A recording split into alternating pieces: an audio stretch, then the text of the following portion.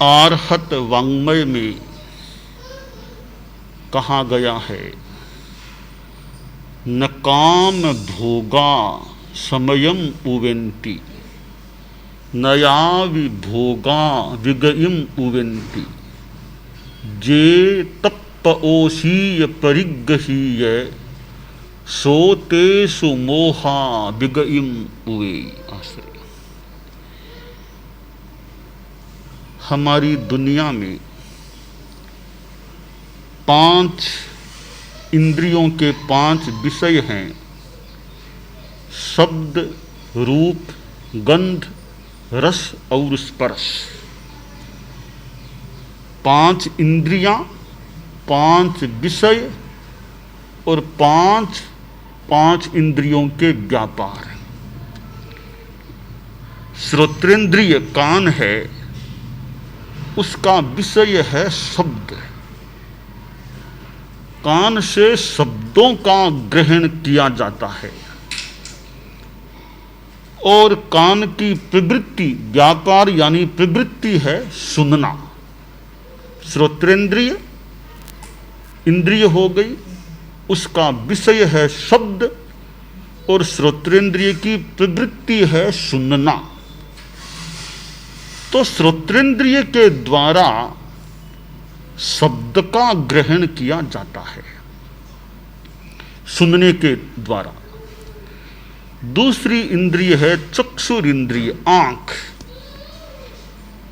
चक्षुर इंद्रिय का विषय है रूप और चक्षुर इंद्रिय का व्यापार है देखना।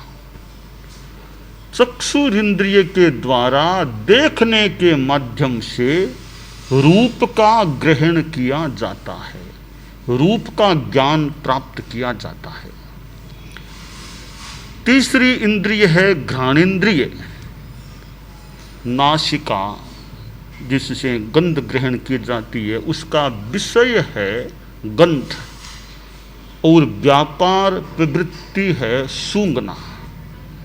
घ्राणेन्द्रिय सूंघने के माध्यम से गंध को ग्रहण करती है।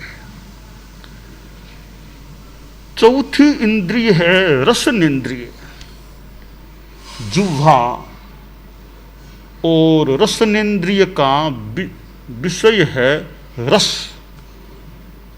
और उसका व्यापार प्रवृत्ति है चखना, स्वाद लेना। रसनेन्द्रिय चखने के माध्यम से स्वाद का ग्रहण करती है। कैसा स्वाद है, रसनेन्द्रिय के माध्यम से पता चल जाता है। पांचवी इंद्रिय है स्पर्शनेन्द्रिय, त्वचा, स्पर्शनेन्द्रिय, और इसका विषय है स्पर्श और स्पर्शनेन्द्रिय का व्यापार प्रवृत्ति है छूना, स्पर्श करना। स्पर्शनेन्द्रिय छूने के माध्यम से स्पर्श का ज्ञान ग्रहण करती है। स्पर्श कैसा, ठंडा, गर्म आदि, उसका ग्रहण कर लेती है। तो ये 5 इंद्रियां, 5 इनके विषय और 5 इन इंद्रियों की प्रवृत्तियां हो जाती हैं। अब ये जो विषय हैं शब्द, रूप, गंध, रस और स्पर्श, ये विषय सजीव भी हो सकते हैं, निर्जीव भी हो सकते हैं और जीव अजीव मिश्रित रूप में भी हो सकते हैं। और फिर ये मनोज्ञ, मन के अनुकूल भी हो सकते हैं और अमनोज्ञ, जो मन के अनुकूल न हो, ऐसे भी हो सकते हैं। और आदमी अपनी इंद्रियों से विषयों का ग्रहण करता है, तो ग्रहण के साथ या बाद मनोज्ञ अमनोज्ञ के आधार पर या किसी भी रूप में राग या द्वेष का भी साथ में जुड़ाव हो सकता है। शास्त्रकार ने इस बात की ओर इंगित किया है, बताया है कि विषय जो पदार्थ हैं शब्द रूप आदि, वे मूलतः हमारे भीतर में राग द्वेष पैदा नहीं करते हैं। वे निमित्त बन सकते हैं, मूलतः उनमें ताकत नहीं है कि वो राग द्वेष पैदा कर ही दे। तो शास्त्र में इस बात को कहा, न काम भोगा समयम उवेन्ति। ये काम भोग शब्द और रूप को काम संज्ञा और गंध रस और स्पर्श को भोग संज्ञा, तो काम और भोग यानी 5 विषय हैं। ये न तो समता भाव को पैदा करने वाले हैं और न ही ये विकृति को पैदा कर सकने वाले हैं, निमित्त बन सकते हैं। 2 चीजें होती हैं, एक उपादान कारण और दूसरा निमित्त कारण। उपादान कारण मूल कारण होता है, बलवान कारण होता है। निमित्त कारण गौण कारण होता है। जैसे घड़ा, कुंभकार ने घड़ा बनाया है, घड़ा बना है तो उसमें मूल कारण क्या है और निमित्त कारण क्या है। तो घड़े के निर्माण में जो मूल या उपादान कारण है वह मृत्तिका, मिट्टी है। मिट्टी मूल चीज है। अब बनाने में जो कोई उपकरण यंत्र काम में लिए गए हैं तो सहायक हैं, निमित्त हैं। बनाने वाला भी कोई मूल नहीं है, वो कुंभकार है, वो भी एक प्रकार का गौण है, निर्वर्तक कारण है। पर सबसे ज्यादा मूल कारण है घड़े के निर्माण में वो मिट्टी है। मिट्टी ही न हो तो कुंभकार क्या करेगा, यानी अधिक योगदान मिट्टी का है घड़े के निर्माण में। हम विषयों का, पदार्थों का ग्रहण करते हैं इंद्रियों से। एक वीतराग व्यक्ति है, वह भी एक चीज को देखता है और एक सामान्य आदमी भी एक चीज को देखता है। वीतराग देखता है, देख लिया, कोई राग नहीं, द्वेष नहीं। अगर पदार्थ में राग द्वेष पैदा करने की शक्ति होती तो वीतराग में क्यों नहीं उसने राग द्वेष पदार्थों ने पैदा कर दिया। सामान्य आदमी में ही क्यों राग द्वेष पैदा होते हैं। चीज वो की वो है, उसी चीज को वीतराग साधु ने देखा है, उसी चीज को सामान्य आदमी ने देखा है। तो देखना दोनों ने किया है, रूप वो ही दोनों के सामने है, परंतु वीतराग में समता भाव है और सामान्य आदमी में राग द्वेष आ भी गया हो सकता है। अब यहां ज्ञातव्य है कि पदार्थ ने कोई वीतराग में समता भाव पैदा नहीं किया। वीतराग की साधना से समता भाव पैदा हो गया। पदार्थों का कोई योगदान नहीं है समता भाव, यानी मूल योगदान नहीं है समता भाव पैदा करने में। और सामान्य आदमी में विकृति, राग द्वेष का भाव आया, उसमें मूल कोई योगदान पदार्थों का नहीं है। तो राग द्वेष क्यों आते हैं। शास्त्रकार ने कहा कि तप्पओषि, यानी जिसके भीतर में ये राग द्वेष का भाव है तो वो पदार्थ निमित्त बन जाते हैं और निमित्त से वो राग द्वेष का भाव उभर जाता है। वीतराग में राग द्वेष रहा नहीं तो कहाँ से आएगा? कुछ भी सामने आ जाए, कोई राग द्वेष का भाव आ ही नहीं सकता। एक सामान्य आदमी को गाली कुछ दे दी, कठोर कह दिया तो गुस्सा आ सकता है। वीतराग को 100 बार कोई गाली दे दे, ताकत नहीं गाली में और उस गाली देने वाले में कि वीतराग में द्वेष का भाव पैदा कर दे। तो वे निमित्त हैं और मूल कारण है वो हमारी भीतर की राग द्वेष की वृत्ति होती है। अब हमें करना क्या चाहिए? हमें करना यह चाहिए कि जो ये इंद्रियों के विषय हैं, अनावश्यक तो इंद्रियों का उपयोग करें नहीं। हर चीज देखना कोई जरूरी नहीं है, हर बात सुनना जरूरी नहीं है, हर चीज खाना जरूरी नहीं है, तो हर चीज सूंघना भी जरूरी नहीं है, हर किसी का स्पर्श करना चला करके जरूरी नहीं है। तो अनावश्यक रूप में इंद्रियों का उपयोग नहीं करें। सुनना आवश्यक है तो वो चीज भले सुन ली, लगे आवश्यक नहीं तो क्यों कान लगाएं उस बात को सुनने में। कुछ देखना आवश्यक लगे तो मान लो देख लिया, हर कहीं जाकर के इधर उधर देखना कोई जरूरी नहीं। तो जरूरी के सिवाय अनावश्यक चीज को अपने इंद्रियों का जानबूझ करके हम विषय न बनाएं। भोजन अपेक्षित है उतना मान लो ले लिया, अब बहुत चीजें पड़ी है, हर चीज को मुंह में लेना कोई जरूरी नहीं है। हर मनुहार को मानना भी हर जगह पूर्णतया मानना भी जरूरी नहीं है। तो अनावश्यक रूप में इंद्रियों का उपयोग, इंद्रियों की प्रवृत्ति नहीं करना चाहिए, यानी बचाव संयम रखना चाहिए। अब जहां जरूरी है या सहज रूप में शब्द आदि कान आदि में आ जाते हैं या विषय बन जाते हैं, उसका तो क्या करें? देखने का लक्ष्य नहीं, कोई रूप सामने आ गया तो आंखों ने मान लो देख लिया, शब्द अचानक कुछ बातें कानों में पड़ गई, वो आ गई तो आ गई।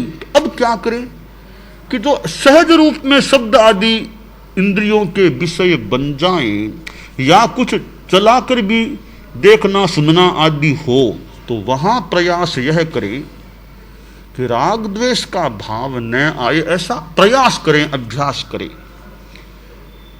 आधा घंटा एक आदमी से हम मान लो बात करते हैं तो यह ध्यान दें कि मुझे वार्तालाप करना है, परंतु वार्तालाप में शब्द कान में पड़ेंगे मान के चलें तो उनमें राग द्वेष में नहीं जाना। बस शब्द कान में पड़ गए, हमने ज्ञान कर लिया, वाकिस उत्तेजना का आक्रोश आदि रूप में द्वेष नहीं करना, न ही राग भाव करना।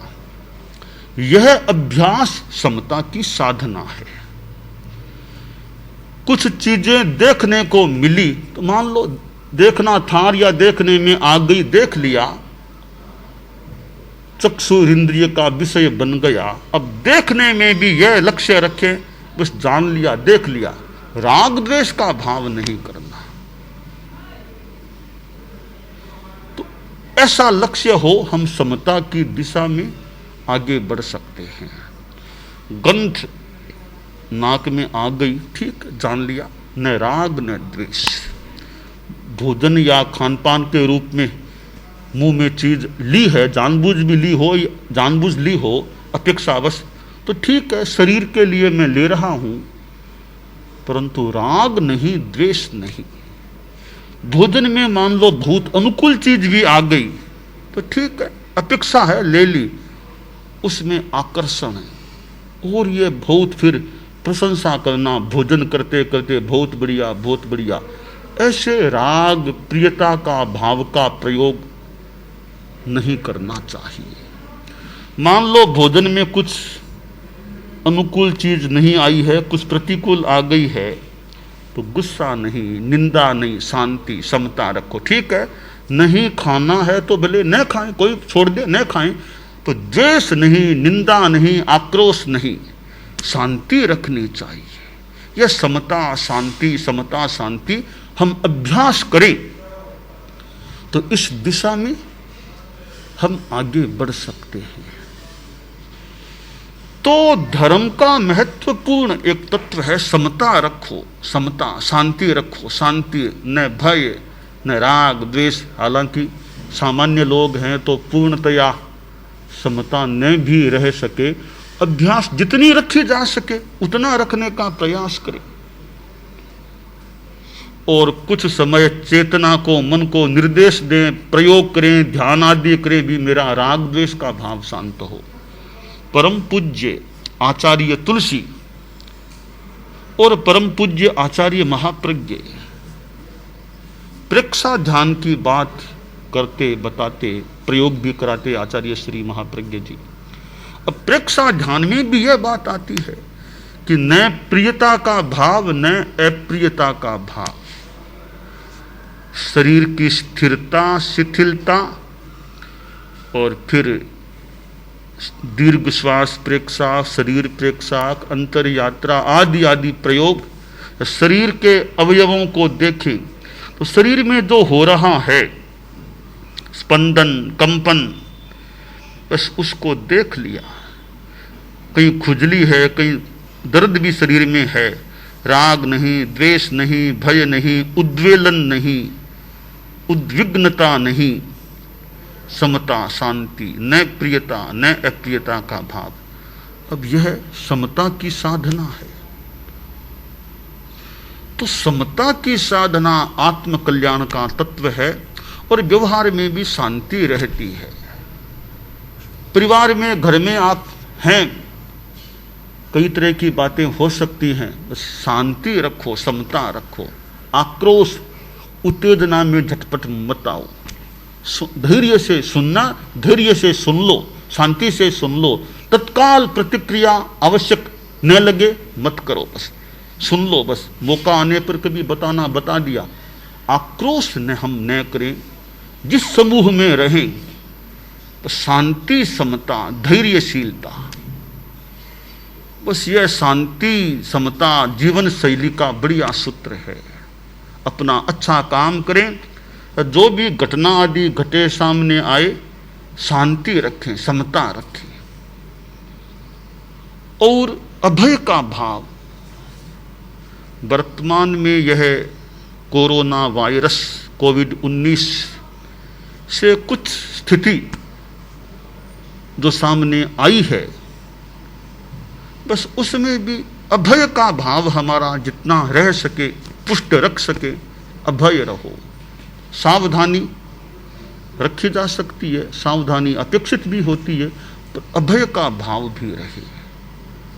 तो अभय का भाव है, यह एक अध्यात्म का तत्व है। समता शांति, डरो मत, अभय रहो, अभय रहो।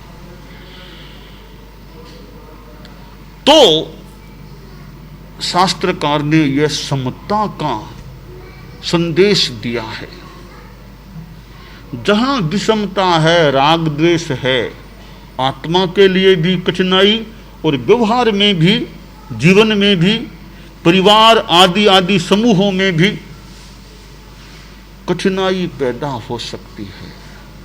बस ऐसा अनुभव अगर होता रहे, राग नहीं है, द्वेष नहीं है, भीतर में संक्लेश नहीं है, भावों में आवेश नहीं है, कहीं मेरे में राग नहीं, द्वेष नहीं, संक्लेश नहीं, आवेश नहीं, यह स्थिति हमारी जितनी विकसित हो सके वह एक साधना की चीज है, आत्म कल्याण की चीज है। पदार्थ अच्छा आ गया और हम आसक्ति में चले गए, पदार्थ बुरा क्या, वो आसक्ति हमारा नुकसान करती है, पदार्थ नुकसान नहीं करता, आसक्ति नुकसान। पदार्थ सामने पड़ा है, हम इधर हैं, ये बीच में आसक्ति तत्व है, वो आता है, वो हमारे चित्त को विकृत बनाने वाला हो जाता है। वरना पदार्थ में कोई ऐसी ताकत इतनी नहीं कि वो हमारे मन में राग द्वेष ला ही दे। वो भीतर का जो एक वृत्ति का भाव है, आसक्ति के द्वेष, वो उभरते हैं। बस पदार्थ निमित्त बन सकता है। संस्कृत में कहा गया है, विकार हेतौ सति विक्रियन्ते येषां न चेतांसि त एव धीरः। कि विकार का हेतु उपस्थित हो जाने पर भी जिनके चित्त विकृत नहीं बनते हैं, वे ही धीर पुरुष होते हैं। धीर निमित्त तो खराब है, तो चित्त में विकृति नहीं आ रही, यह साधना पुष्ट है, वो धीर पुरुष, धीर आदमी होता है।